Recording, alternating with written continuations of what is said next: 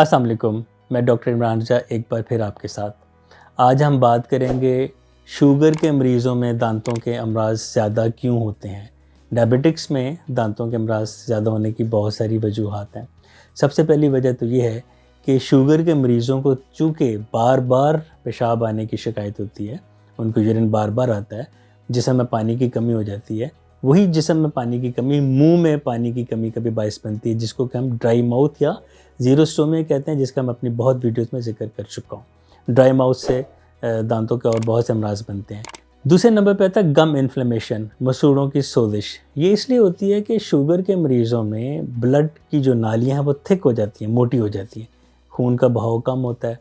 उसमें जो मुंह के टिश्यूज़ हैं, उनको जो उनके बेसिक न्यूट्रिएंट्स हैं जो कि उनको चाहिए होते हैं, उनकी सप्लाई में और वहाँ से जो फासिद मादे हैं या जहरीले मादे हैं, उनके अखराज में रुकावट बनती है, जिसकी वजह से मुंह के टिश्यूज़ जल्दी इन्फेक्शन कैच करते हैं। इसके अलावा शुगर के पेशेंट्स में ज़ख़म ठीक नहीं होते जल्दी अपने मुनासिब वक़्त पे, क्योंकि उनके खून का मीडियम मीठा होता है और मीठे मीडियम में बैक्टीरियल ग्रोथ बहुत ज़्यादा होती है।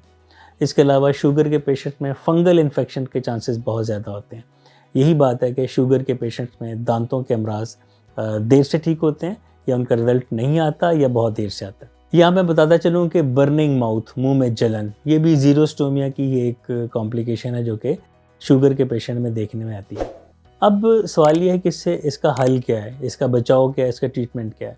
इसका हल ये है कि आप जब भी दांतों के डॉक्टर के पास जाएँ, डेंटिस्ट के पास जाएँ, तो उसको अपना HbA1c यानी कि जो शुगर का टेस्ट होता है जो कि पिछले 6 माह का आपका शुगर लेवल शो करता है, वो अपने डेंटिस्ट को ज़रूर बताएं ताकि डेंटिस्ट उसके मुताबिक आपके दांतों का इलाज कर सके।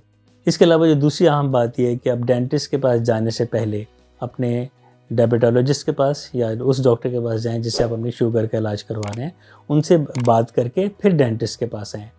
तीसरी बात, डेंटिस्ट का और अपने मेडिकल डॉक्टर का आपस में राब्ता ज़रूर करवाएं ताकि डेंटिस्ट कोई भी इलाज करने से पहले मेडिकल डॉक्टर से मशवरा कर सके और उनसे इस बात की परमिशन ले सके कि हम उनका इलाज कर सकते हैं कि नहीं।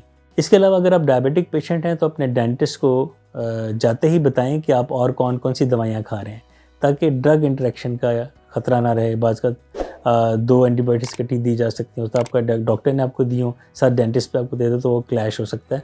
इससे बचने के लिए बेहतर है कि अपने डेंटिस्ट को बताएं कि आप अपने डॉक्टर से और कौन कौन सी दवाइयाँ ले रहे हैं।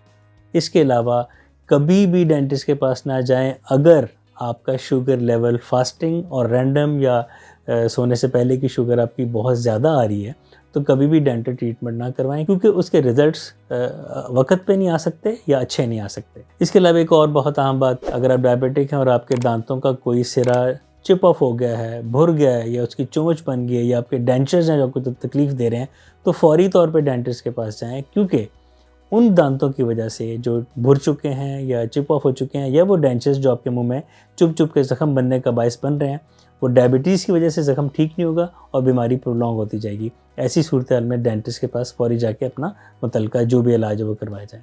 मुझे उम्मीद है मेरी वीडियो से आपको फ़ायदा होता होगा। मेरे चैनल पर जाइए, मेरी वीडियोज़ को पूरा देखें, कमेंट करें, लाइक करें, दोस्त और अहबाब में शेयर करें, सब्सक्राइब करें और बेल आइकन को टच करें ताकि मेरी आने वाली वीडियोस बर वक्त आप तक पहुंच सकें। आज के लिए इतना काफ़ी है। अपना बहुत ख्याल रखिएगा। शुक्रिया।